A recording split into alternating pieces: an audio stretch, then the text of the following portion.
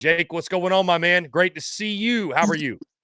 Man, doing great. Yeah, it's going to be a crazy day. Got Oregon and Washington on tonight as well, and then obviously the championship games this weekend. But it's been a wild week, dude. You know me. Me and you've been talking back and forth, and just excited for tonight. Jake, I think this is the first time I've ever had a movie star on the airwaves. Congratulations to you and the Crain Company boys. Lady Ballers set to release tonight. This is obviously something you and I spoke about, I think, like over a month ago. It was a while ago that you guys were working on. Give the folks an idea of what Lady Ballers is. I'm sure many of our followers, many folks who tune in this segment, they've seen it on social media, but give the folks sort of the sneak peek of what they can expect tonight when they check out the Lady Ballers film. Yeah, well, look, I'm sure like 99.99% of the rest of everybody in here, you don't think men should play in women's sports, right? And we've seen it's just I don't care who you voted for, whatever. I could care less, but I think we can all agree men shouldn't play women's sports. So we here at the Daily Wire decided to make a movie about it, and it's in kind of the frame of the old school comedies, right? Like when we used to be able to actually make fun of things in our society, when it was okay to offend people or to call out stupid things. And the gist of it is we're, some washed up high school basketball players with a washed up coach that he gets fired and wants to get back in it. And, we kind of figure out if we just go play against women, then we identify as women. We can go play against women. You can't tell us no. And it just kind of follows that journey. But it's very, very like old school Wedding Crashers type comedy, the stuff we grew up with. You know what I'm saying? And they've been able to make one of those in a while. So yeah, man, it's I got to see it Wednesday night at the premiere. It opens tonight at 8 p.m. Eastern, 7 p.m. Central on Daily Wire Plus. The trailer's got like over 8 million views already. If you get a chance today, just type in Lady Ballers trailer and you'll see what I'm talking about. I mean, they let us like dunk on chicks and stuff, and talk trash. It's the most wild thing ever, but it's such an absurd thing. And I saw you guys playing basketball with Ted Cruz. Like, you guys have really been out here this week. So it's been fun to follow along and watch the journey. Wild. And how is Ted Cruz, the basketball player? Is he any good at all? Or just got a sneaky little jumper. Like, he'll sneak up on you a little bit with it. But no, everybody that was in it, there's so many people that are in it. Clay Travis is in it. Ben's in it. Walsh is in it. It was a lot of fun, dude. I enjoyed it. Everybody asked me like, is it hard to act or whatever? I'm like, man, like I do a live show. You mean like, dude, during the movie, you could be like, hey, start over. We want this different. In the way we do it, you do it just like we do. The live stuff's harder than the prep stuff. But again, if you want to laugh a little bit, just go check it out, Daily Wire Plus. Yeah, can't wait to watch that, Jake. Got a jump shot. I'm not saying he's LeBron James. He's got a jump shot. Can't wait to watch it, Jake. Now, let's get into this. For about 2 years now, because you've been coming on TDC for about 2 years, and I appreciate that, you have been known by our audience as 5-7 Jake Crain. Many have called you that, 5-7 Jake Crain. Here comes 5-7 Jake. At one time, that was an insult. Now I feel like that's a bit of a compliment because I have to give you your roses. You nailed it on South Carolina's 2023 season when you went on record back in August, right? Gave all your record predictions. 5-7 wasn't the popular pick. I mean, I picked 7-5, and you had people labeling me as like the doom and gloomer, pessimistic, what have you, a hater or whatever. You go 5-7. You called it as you saw it. South Carolina finishes on the nose at 5-7. So I just want to give you the opportunity, man, to revel in your, I don't want to say victory because I know you weren't necessarily pulling for it, but you took a lot of heat over the last 2 years for being quote unquote 5-7 Jake Crain. Yeah, put it on the shirt. No, here's what I'll say. First off, above average Gamecocks. Thank you. I appreciate that. I try to do what I can. My wife's way better looking than me. But no, look, and it's like I told South Carolina fans when I predicted it. And of course, I expect you to get pissed off at me if I pick you to go 5-7. Do you think I'm stupid enough to think that all South Carolina fans are going to be like, I'll tell you what, Crane's really on to something there. I think I agree with them 100%. No, we wait all year for our team to play, right? You just came off a year that ended in an incredible fashion for you guys, a lot of momentum. But here's what I can offer you with Crain Company, our sports show, if you don't know. I don't care about – I'm an Auburn fan, right? I'll tell you the truth about Auburn. Nobody's harder on Auburn than me. I'm not here to carry the water for anybody. We're actually going to tell you what we think about each team. That I have no, Auburn hasn't sent me a check yet, and so I don't want to come in here and be like, ha ha ha, I was right, y'all were wrong. Because again, most fan bases are going to assume how many wins they're going to have, or you're going to look at it the most optimistically, right? The most optimistic thing. Most fans are. That's why fan is short for fanatic, and that's great. That's the reason we love it, right? That's the reason all of us are together in it. So I don't sit here and I love Shane. I love what Shane's doing. He's the right guy, right? I'm telling you, he's the right guy, and it's going to hit. All it takes is a spark. You saw it a little bit last year. Got to fix the trenches, or none of it matters. But if anybody knows that, Shane does. I don't take glory in the fact that South Carolina had a bad year. I really don't. But at the end of the day, I nailed it on the nose, dog. I think I got every game right. Like, I didn't think I got the record right. I think I got every game right. So at some point, and I'm wrong a lot in this business, and just Chris, you're in the same one. You're wrong a lot, right? But it's you got to say what you think. You got to put yourself out there and use the knowledge you've acquired to try and make your best estimation. I mean, hell, the coaches don't even know what they're going to go, let alone the guys that aren't in every practice and sitting there looking at the roster and at the depth chart. So, I'll take the dub. I'll always take a dub. John Edward, now, thank Jake you, bro. I appreciate it. Yeah, I see some of the comments coming in. Somebody actually said they should be sending you the checks instead of the money sent to Juice Wells. It'd be money much better spent, which I would agree. I appreciate that. Send it. Go buy some. Buy a Daily Wire Plus subscription. Watch that movie tonight. Yeah. We'll call it even. There you go. Call it even. On that note, Jake, because I'm not sure there's a ton to discuss from the South Carolina Clemson game. I mean, that game was like watching paint dry. No offense, South Carolina. I think that the issues, that was really a microcosm of the issues they had all year in the trenches, like you mentioned. I mean, Clemson didn't have to do a whole lot, and they won that football game. And even without the defensive score early on, that game would have been a 9-7 final, Clemson winning, Jake. So, I mean, I said it was the worst Palmetto Bowl I've ever seen in regards to entertainment value, what have you. Now the offseason begins. That's what folks want to talk about. I'm sure you've seen Juice Wells. Yesterday, all hell broke loose. Reported he's going to enter the transfer portal. We're seeing name after name after name drop. I'm hearing, Jake, on my end that, of course, Juice Wells, they try to convince to come back, but many of those are guys they are sort of ushering out the door. I'm hearing up to as many as 5 coaching staff changes are going to happen. Your thoughts on that? I mean, I feel like this is just the modern day and age of college football where, I mean, you go 5-7, you can basically expect to wipe the slate clean, especially when you're Shane Beamer going into what's going to be a pivotal year 4 next year. Well, how does the king keep from being overthrown? When something goes wrong, somebody has to pay the price. And talking from the coaching standpoint, if you sit there at 5-7 and no moves are made, you're saying that's acceptable. You're saying that's okay. Here's the standard. Here's where we're at. 5-7, we're going to be fine. Don't worry about it. No, South Carolina fans should be happy there's changes. You want to know why? Because the head coach realizes he always knows the pressure's on, but he realizes he has to change to be able to change things. And that means the standard is still up there and that this isn't acceptable. The transfer portal, I mean, everybody's losing everybody, man. Like, it's so out of control. Like, if everybody outside of the few teams in the ivory towers, everybody's going everywhere else. This is why the NFL doesn't have unrestricted free agency. This is why. Because it's chaos, man.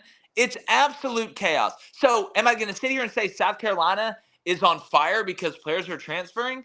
And then I'm looking around everywhere else and players are transferring from everywhere else. So is everyone on fire? Now, there is difference in guys that are contributors. It surprised me that Juice Wells announced that, especially when he said that he was coming back and there was a bunch of good feels. I'm just to the point now where it doesn't surprise me anymore. I'm past the point of being surprised when somebody gets in the portal or that it's a big name that gets in the portal. Here's what needs to happen with the transfer portal, in my opinion. I'm smart enough to know I can't have everything I want, and I have to make a compromise. I will compromise and say, if you want to go from LSU to Utah, right, for your one-time free transfer, go. If you want to go from Florida to Michigan State or Alabama to Boise State, go. But you should not be able to transfer within a conference unless the head coach either left to take another job or was fired or resigned or retired or whatever. Not the offensive coordinator, not the defensive coordinator. I don't know how you are supposed to build any sort of culture,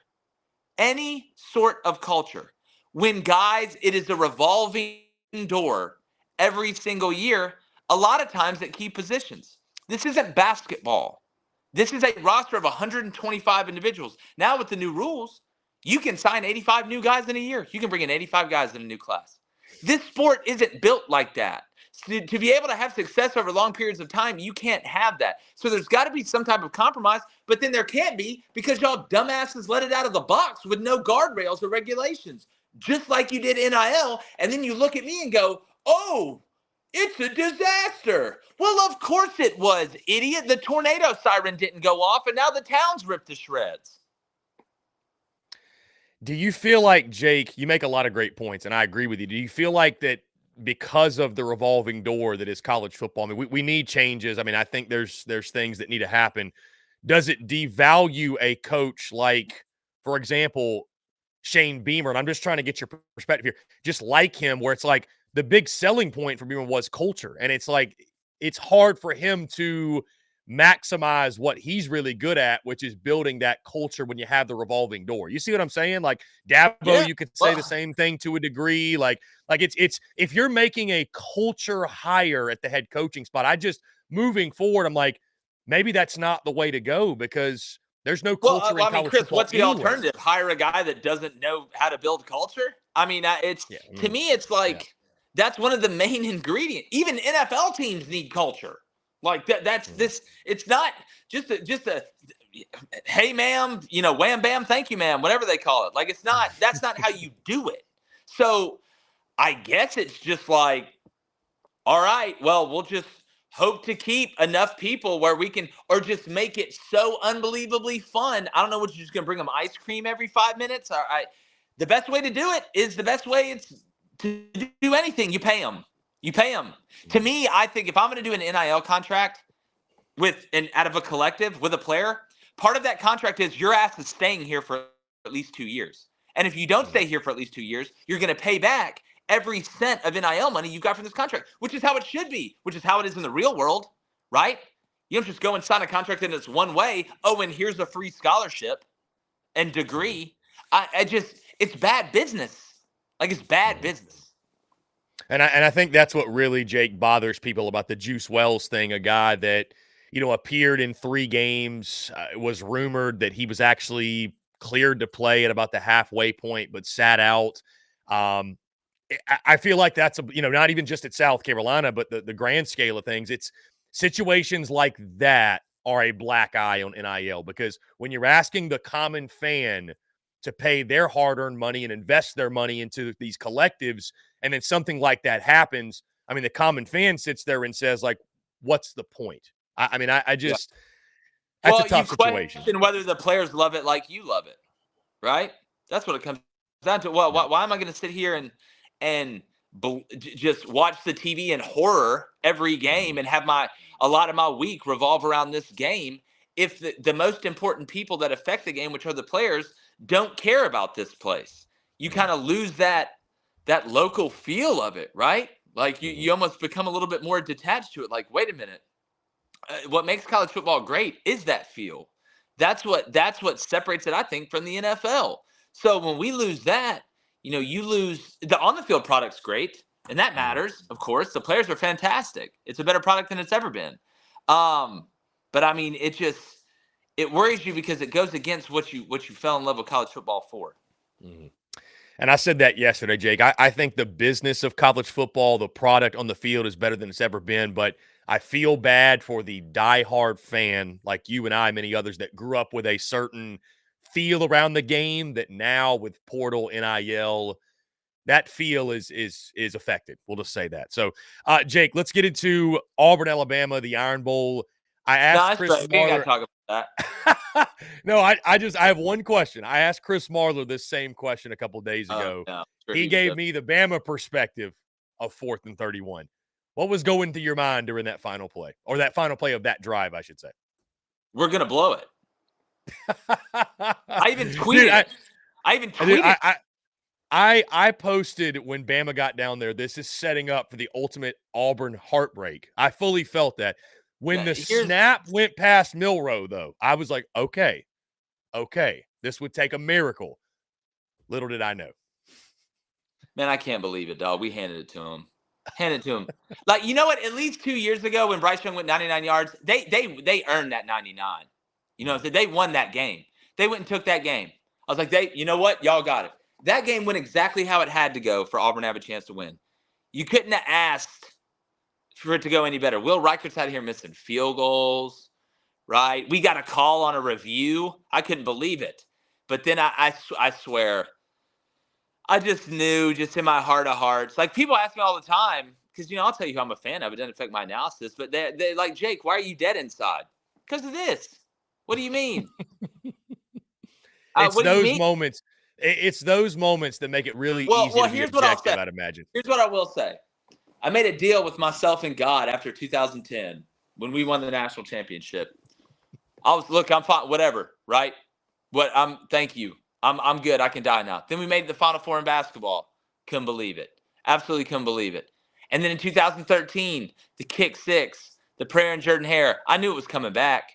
This is the football gods riding the ship. I get it's a real thing. It's a real thing. And you know what? I'll take it. I've got mine. You know what I'm saying? I could tell my grandkids, put them on my lap. Let me tell you about Cameron Newton. I've got it. But Jake, no, I think it sucked. It was bad, Chris. I would have rather gotten beat 1,000-0.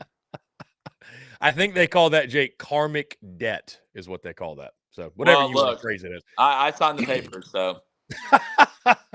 Indeed. Jake, I want to hit on this again, back to the portal NIL stuff, because I'm seeing some comments here about tampering. When you hear that word, what are your thoughts? When people say they're tampering, tampering's happening everywhere, right? I mean, it's almost blasphemous to complain about it because, as you mentioned, like the Michigan thing, it's like your school's tampering too. Everybody's doing it. Look, like it's just human beings find a way, okay? The reason we're still here, which I don't know how much longer we're going to be here, but the reason we've lasted this long, we just find a way. Oh, I can't have direct communication, so I'll get him to call me. Oh, you know him? Good. Well, you tell him that I said this.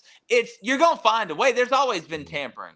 I knew a coach at a certain school back in the day for cell phones that used to go to payphones and call recruits' parents and rescind the scholarship offer from the school that was the rival school recruiting them, and then he would offer them a scholarship and get them. Like, people are going to find a way. Tampering goes on everywhere. I mean, if you try and you're just not going to stop it. You can try. Like, good luck. All right, go find all the spies in the United States. Good luck. Let me know how it goes. Jake, let's move into championship weekend, actual football on the field. Let's go ahead and get into the big one. Georgia, Alabama. The Dogs are a favorite in this game. We all know what's on the line with college football playoff implications. I don't even feel like that matters in this one, though. Like, it's Georgia, Alabama. It's Kirby against Saban. Your thoughts on this ball game? Obviously, Bama escaped certain death at Jordan Hare, and the Dogs enter this game ho-hum undefeated. What is it, 29 straight wins, I believe. How do you see this one playing out? I saw your lock leans, and what's the other one? Lock leans and dogs, I think. Your lean was the over in the ball game. Dogs, yeah. Locks, leans, and dogs. Your lean in this is the over. I tend to like the over as well. I think you got a lot of great athletes, a lot of great playmakers, two really good quarterbacks. I think we're going to see some fireworks. I think Georgia does edge out Alabama. Number one, I think it's just hard to pick against them. Back-to-back champions, haven't lost in forever. Yeah. But Bama, of course, peaking at the right time. Your thoughts on this ball game? It should be another classic. God, I hate picking this game. It's always so tough. I know Nick Saban's record. I mean, he's marched through Atlanta better than Sherman.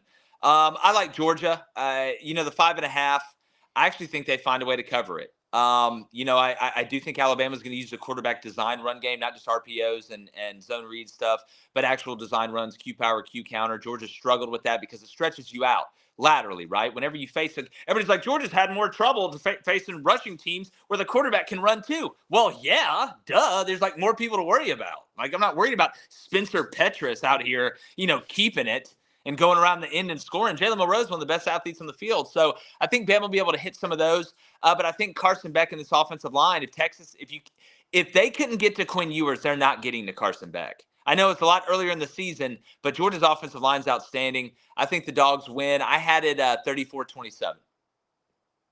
And I got 31-28. So we're both taking Georgia. I guess I'd be taking Bama to cover in that scenario. So yeah, now it's a funny line. It's a funny line for sure. And can't wait to watch that one. Jake, hey, we're going to run through these. How about that Washington-Oregon line? What is that one at? Oregon's what? Washington's +10. Yeah, I saw it at 9 earlier in the week. That seems like a lot. That's a ton. Like it's so much. It's worrying me about how good I feel about it. Like there's no way I'm that much smarter than them, or they're that dumb. Like I know Udunze suspended, I think, but they didn't have McMillan the last time they played Oregon. I think Oregon's going to win, but I bought that thing at +10.5 at -123 today, and I felt like I just robbed a bank. So we've got that one tonight, Jake. You just mentioned you're leaning Oregon in that football game. I like Oregon as well. Texas, Oklahoma State tomorrow. How you feeling? Could you see the upset happening? Texas, obviously, again, fighting for their college football playoff lives. Yeah, I could see the upset happening, but I don't think it will. I think Texas stops the run. They're going to make Bowman throw it to beat him, and I don't think he can. I actually think Texas covers the 15.5. I really believe that. I think Quinn Ewers is better in big games than he gets credit for.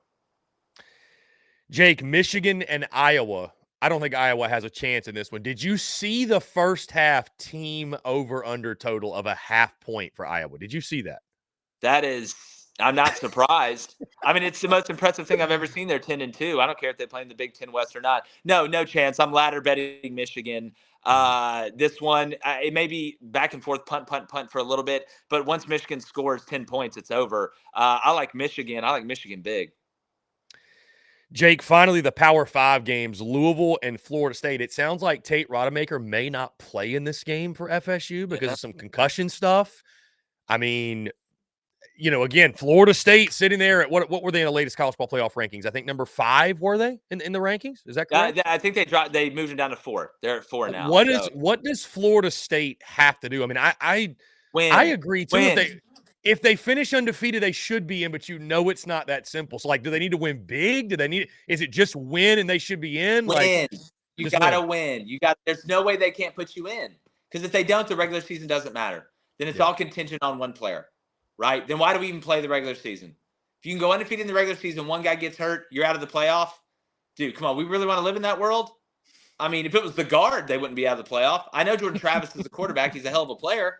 But it's a team sport. Florida State's not going to win it. They weren't going to win it with Jordan Travis. Sorry to tell you, but that doesn't mean you keep them out.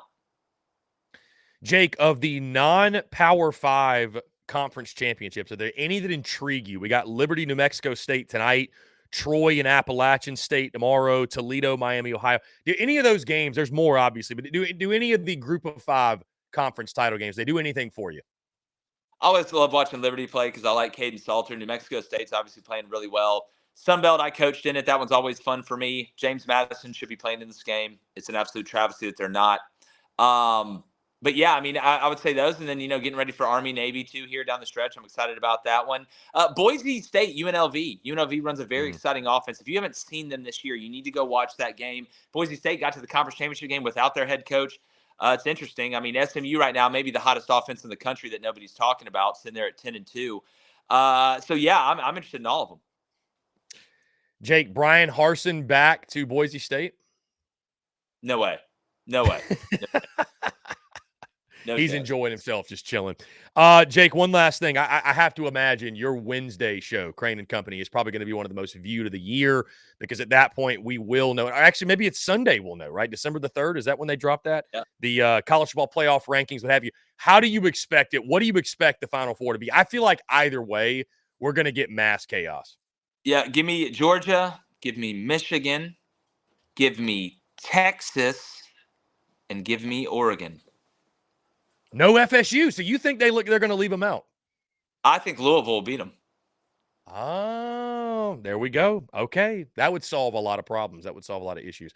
Jake Crain of Crain Company always joins us. Jake, always a pleasure, my friend. Again, congratulations on the debut of Lady Ballers tonight. Everybody go check it out.